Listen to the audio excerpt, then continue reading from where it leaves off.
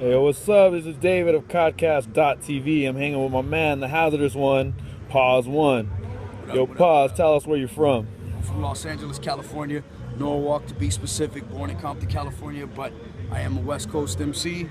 Right here, we're in downtown LA, rocking with Elder Sensei, top to bottom tour. Shout out to Owen, all the homies that performed tonight, Yeah, straight out of Compton. coming straight out of Compton. In the previous interview, you told all of us you were heavily influenced by Nas.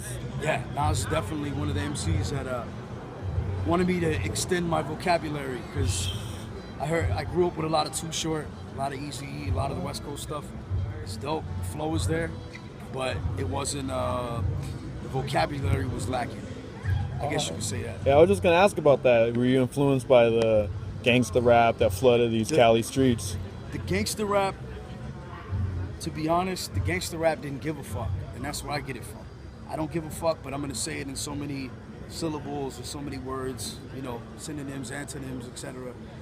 I want to say I don't give a fuck, but I want to say it without saying I don't give a fuck. A lot of the subject matter in those gangster rap songs about police departments here in LA. And then you've talked about that on the Face to Facts album with the song Officer Down, and you love to perform that. You said it's one of your favorite tracks on that album. Yeah. Has there ever been a good encounter with the police with Pawz One? Actually, right there, I stayed on Olive and Patterson, Norwalk, right off the 5 freeway. And I was going from my cousin's house to my girl's house at the time. And I had weed on me, I had a pipe, I had all kinds of shit. And there was a dude pulled me over, whatever. I was walking down the street and took all my shit out, threw it on the hood, ran my name, whatever. And he's like, yo, this is all you got as far as the weed and shit. He's like, yo, get your shit, get the fuck out of here. Oh. So, I mean, that was cool, but, at the same time, like, I've had guns put in my face. I've had my money stolen by crooked fucking cops. And my pop's been beaten, hospitalized because of fucking cops in Compton. So, I understand it. You got to do your fucking job, but certain lines you got to respect because, there's more of us than you. Shit. That's dope. So you're about to finish up the top to bottom tour? Top to bottom tour has 2 more stops: San Jose, San Francisco. Haven't been to the Bay in a while, so I'm looking forward to it. And you mentioned Too Short. Too Short, yeah. Hieroglyphics. I mean, fuck Saphir. There's a lot of people up there that influenced me. Pawz One. They got real lyricists up there. Yeah, so you with got good vocabulary. You got a good variety of shit. I mean, I love the pimp raps. I love the drug raps. I love the hood raps too. That's the street shit. But on some intellectual, spiritual, some deeper shit, sometimes you need a little bit more. You can't eat junk food all the fucking time. Sometimes you need a variety, but you gotta have the junk food too, because it makes life worth living. So it's a good mixture of everything as far as hip hop. The Bay Area definitely has, everything. West Coast in general. People need to start looking to the West more. So you think the shows in the Bay are going to be really tight? Yeah. Shout out to 408 Inc. Bookings. They helped us out. There's a lot of talent in the Bay. We got a lot of homies jumping on the bill too. So we're happy to bring LA, New Jersey, San Francisco, San Jose, people from all over to rock the show. So I'm excited. Last time I was up there, I was in Frisco, and that show was live as fuck. So I'm looking forward to it. How have the previous stops on the top to bottom tour been? Previous stops been cool. Phoenix, Arizona was dope. Extremely fucking hot, ridiculous hot. It was like 112 the day we went up there. San Diego. All the stops. It's been a lot of fun. The in-stores. It's dope seeing people come to L and, been influenced. He's signing people's fucking sneakers, people, anything, T-shirts. And it's dope to see that, and it's a younger generation of people. It's good to see that they still appreciate the pioneers and the people that second, third generation original hip hop cats out here doing it.